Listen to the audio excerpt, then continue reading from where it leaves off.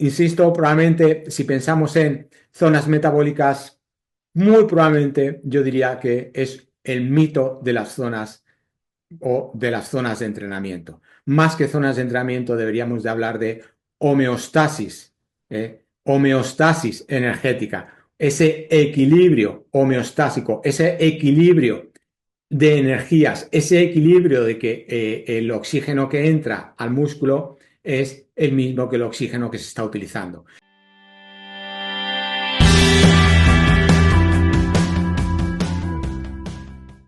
Bien, ¿cómo estamos? Una vez más, muchas gracias por estar ahí. Bueno, hoy vamos a hablar de conceptos de zonas de entrenamiento. Fijaros, las zonas de entrenamiento surgieron como consecuencia de que, bueno, pues se empezó a ver que es una manera de distribuir la intensidad y va en función de las vías metabólicas. Claro, aquí lo que yo nunca he entendido, y es lo que siempre aquellos de vosotros que seguís mis vídeos, el modelo de 5 zonas de entrenamiento, incluso de 7 o hasta de 9 zonas. Si solo hay 3 vías metabólicas, pues si estructuramos el entrenamiento en base a zonas metabólicas, pues debería haber 3 zonas de entrenamiento, ¿no? Porque hay 3 vías metabólicas. Claro, pero esto incluso estructurando el entrenamiento en 3 zonas de entrenamiento en función de la intensidad y de la vía metabólica que se utilice para obtener esa energía necesaria para la contracción muscular, incluso no es tan sencillo como parece.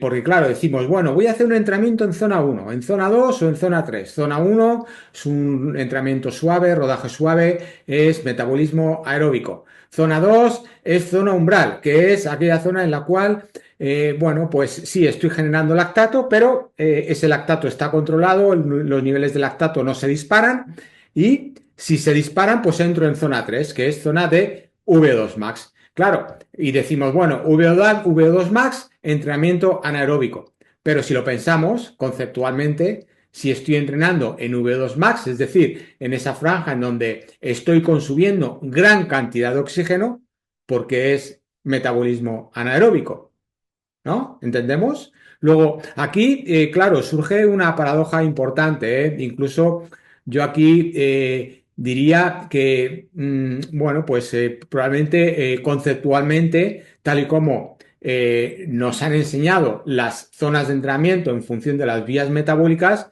deberíamos reconsiderarlo. Fijaros, hay un concepto muy importante, vamos a ir profundizando en todo esto y vamos a ver cómo al final, cómo podemos aplicar estos conceptos al entrenamiento, que al final es lo que nos interesa, ya no solo conceptualmente, sino sobre todo cómo aplicarlo al entrenamiento para que nuestro entrenamiento sea lo más eficiente posible. Claro, hay un concepto, como os decía, ¿no? Que aparece aquí en pantalla. Es un concepto muy bonito en fisiología y al mismo tiempo complicado de entender, que es el concepto de glycogen shunt, es decir, es la capacidad que tiene la célula muscular de utilizar ese flujo de glucógeno para emplear todas las vías metabólicas. En definitiva, lo que nos dice este concepto, entre otras muchas cosas, pero conceptualmente y aplicándolo al entrenamiento, al deporte, lo que nos dice es que realmente no es que estemos utilizando una vía metabólica u otra, sino que todas entran de golpe. Ahora bien, el sistema, nuestro metabolismo, nuestra célula muscular, nuestra fisiología, va escogiendo si mayoritariamente entra más un metabolismo u otro. Pero todos, las 3 vías metabólicas, independientemente de la intensidad, están en juego, están entrando. Insisto, complicado de entender, pero vamos a intentar explicarlo porque creo que la aplicación es muy importante, la aplicación al entrenamiento. Entonces voy a compartir con vosotros pantalla y lo explicamos. Bien, entonces vamos allá, comparto con el iPad. Bueno, aquí lo tenemos. Fijaros, este es un gráfico, bueno, que está en todos los libros de fisiología clásicos, es un concepto clásico. Esta imagen, bueno, pues la ha sacado la fuente es la Federación Española de Medicina del Deporte. Hacían un máster de alimentación y nutrición en el deporte y siempre nos daban este gráfico y nos decían, eh, incluso a nivel universitario, el concepto básico de vías metabólicas con el entrenamiento. Nos decían, bueno, que es primero entra, vamos a ponerlo aquí, vamos a explicarlo. Primero entra cuando realizamos imaginamos que hacemos una competición, ¿no? Y vamos haciendo esa competición con intensidad. Primero entran las vías anaeróbicas, imaginaros, pues una competición aquí, fijaros, aquí está en el tiempo, una competición de, vamos a poner un 800, ¿no? En torno a 2 minutos, ¿bien? 2 minutos, bueno, pues es un nivel medio para un atleta joven, ¿no? De 20, 22 años, pues 2 minutos, bueno, pues aquellos que entrenan, pues la mayoría, pues hemos corrido en 2 minutos, ¿no? El 800. Bueno, pues cuando nos explicaban las vías metabólicas durante un 800, nos decían, bueno, pues primero entra una vía asociada a la fosfocreatina, luego entra una vía metabólica, estos son escasos segundos, a partir de los 5 segundos, 8 segundos, entra la vía de glucólisis anaeróbica, es decir, utilización de glucosa a través de la glucólisis, sin mitocondria, con la generación consecuencia del lactato, y a partir aproximadamente de los 45 segundos, la fuente asociada a glucólisis anaeróbica va bajando para progresivamente ir entrando un sistema aeróbico asociado a la generación de energía a través de la fosforilación oxidativa o mitocondria. De manera que cuando nos dibujaban esto, nos decían, bueno, pues hasta aquí todo esto es anaeróbico y todo lo que hay en la derecha es aeróbico. Claro, se ha visto que, como el artículo que os he indicado antes, ¿no? El Glycogen Shunt, nos dice que realmente no es que hasta aquí sea que hay una franja en donde hasta los aproximadamente 45 segundos sea aeróbico y luego es anaeróbico, sino que todas las vías metabólicas actualmente, ahora mismo, como se debería enseñar, y yo estoy convencido de que así, por lo menos así se debería enseñar a nivel de facultad en las carreras universitarias asociadas a, bueno, pues a la nutrición, al deporte, a la bioquímica, realmente no es que entra primero una vía y luego entra otra, sino que todas entran de golpe. ¿Dónde vemos esto? Fijaros, lo vamos a entender, vamos a entenderlo muy bien esto. Os pido que tengáis un poco de paciencia porque luego vamos a ver la aplicación de todos estos conceptos al entrenamiento. Fijaros, vamos a poner un entrenamiento, un ejemplo. Vamos a poner un ejemplo. Entonces, quedaros con este gráfico. Este es el gráfico clásico, en donde realmente no es así, en donde todo entra de golpe. Vamos a ver este ejemplo. Es un entrenamiento, es una aplicación al entrenamiento. Entonces, aquí tenemos las tres vías metabólicas. En verde, la vía aeróbica. En amarillo, una vez más, aquí Shunto lo llama vía anaeróbica, pero no es anaeróbica. ¿Por qué no es anaeróbica? Porque hay oxígeno. De hecho, aquí en este gráfico he puesto, a propósito, el oxígeno. Vamos a ponerlo, aquí está representado en gris. Como veis aquí tenemos, por un lado, en negro tenemos el ritmo cardíaco en negro, ¿no? Este gráfico. Son cinco, el entrenamiento consiste en 5 repeticiones de 5 minutos, tendremos 5 minutos, 5 minutos, 5 y 5, con 1 minuto de recuperación,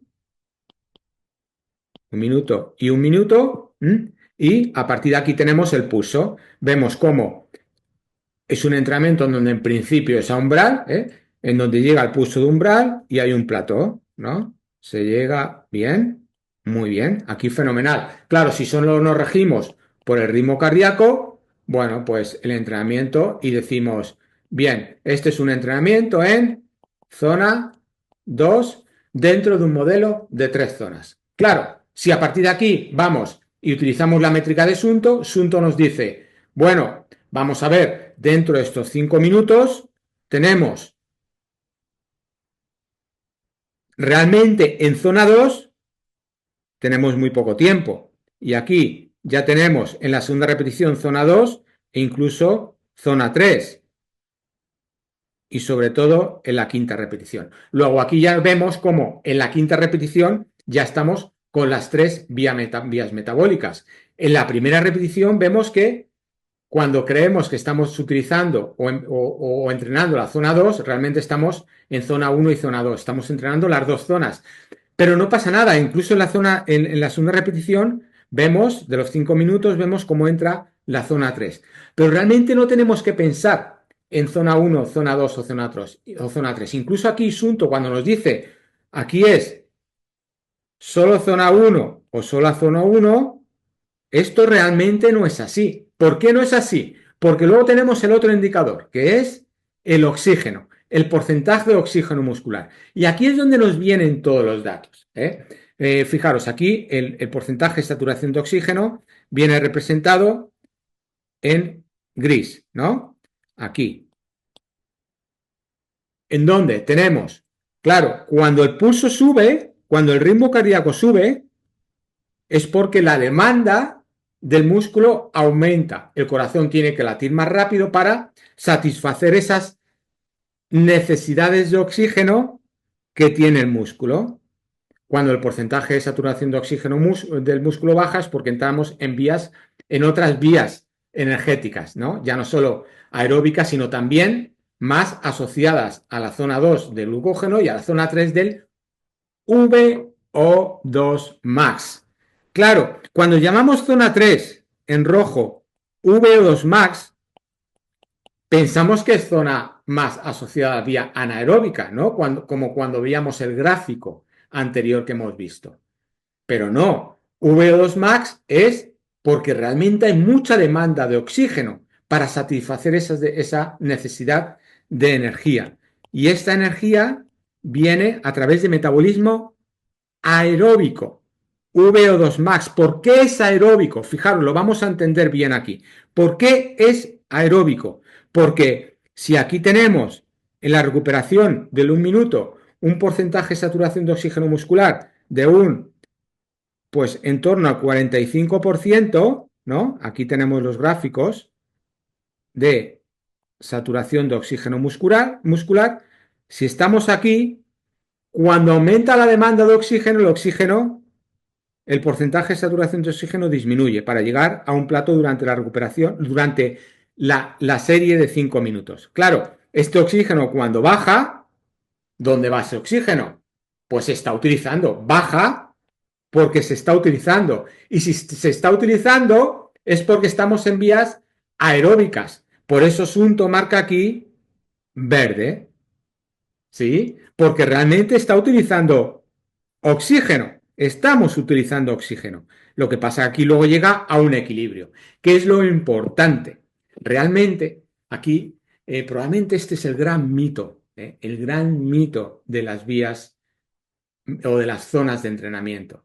El gran mito de la zona de entrenamiento es que la zona de entrenamiento 1 no es aeróbico, la zona de entrenamiento 2 no es solo glucógeno, la zona de entrenamiento 3 no es solo anaeróbico. No, es todo junto, todo entra. Y eso lo vemos aquí en el gráfico, en donde lo importante no es pensar si estoy en zona 1, zona 2 o zona 3, sino que lo importante es que aquí se llegue a lo que se llama un equilibrio homeostático, un equilibrio metabólico. Es decir, que lo que llega, el oxígeno que llega, sea igual a lo que se utiliza. Y solo si, fijaros, aquí hay una pequeña bajada y aquí en la última, fijaros cómo hay una gran bajada. Es muy diferente, ¿no? Es muy diferente aquí donde hay un equilibrio, aquí empieza a bajar y la última baja más. Por eso, Sunto lo identifica como zona 3.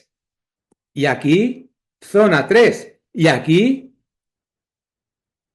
no entramos en zona 3 según Sunto, pero realmente sí estamos en las tres vías metabólicas.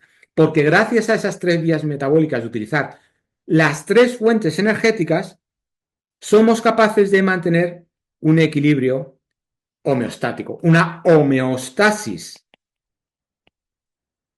Esta es la gran palabra, homeostasis. Siempre que hay una homeostasis, siempre que hay un equilibrio, seremos capaces de poder sostener el ritmo de entrenamiento. Aquí me importa un bledo en qué vía metabólica estoy. Estoy en las tres.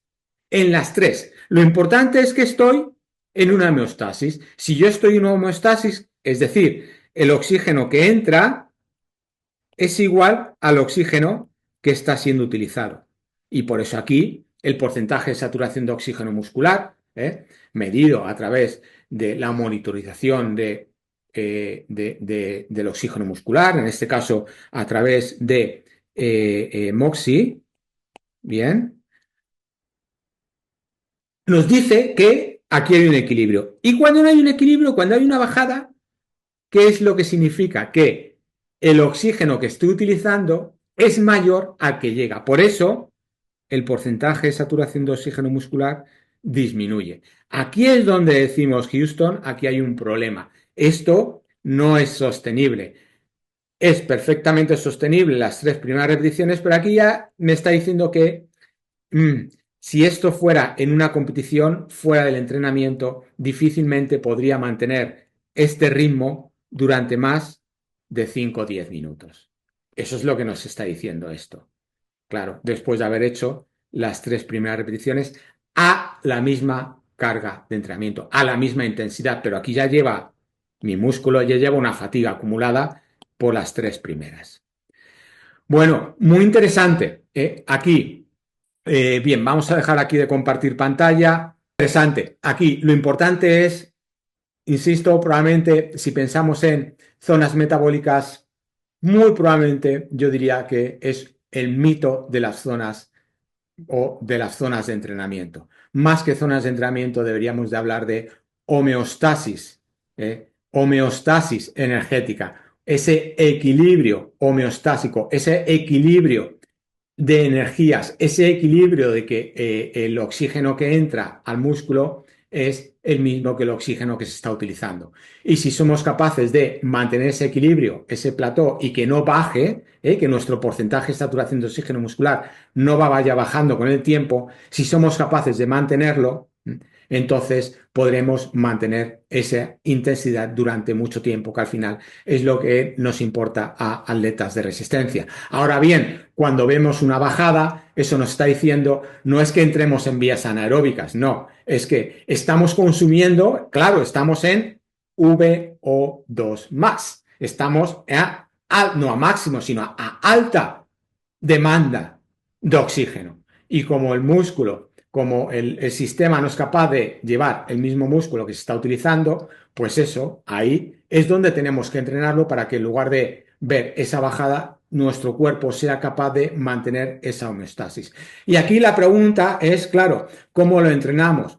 Bueno, pues ya sabéis, tengo 600 vídeos en el canal, muchos de ellos explican aplicaciones al entrenamiento y sobre todo aquellos de vosotros que me conocéis, soy muy partidario del entrenamiento a umbral. No quiero decir zona 2 porque cada vez estoy más convencido de que esto no va de zonas de entrenamiento, sino que va de ser capaz de mantener una homeostasis de esa molécula tan importante como es el oxígeno, porque siempre, el músculo siempre trabaja bajo condiciones aeróbicas. Pero, claro, ese oxígeno que le llega tiene que ser igual al oxígeno que se utiliza. Nunca el que se utiliza puede ser mayor al que le llega, porque entonces ahí Houston, entramos en un problema. Entramos en que no podremos mantener ese ritmo sostenido. Entrenamiento a umbral, umbral, umbral, umbral, fundamental para mejorar esta homeostasis o esta capacidad homeostásica de la célula muscular para mantener un ritmo sostenido con el tiempo, que es lo que nos interesa a atletas de resistencia. Bueno, interesante, muy interesante. Espero que os haya gustado.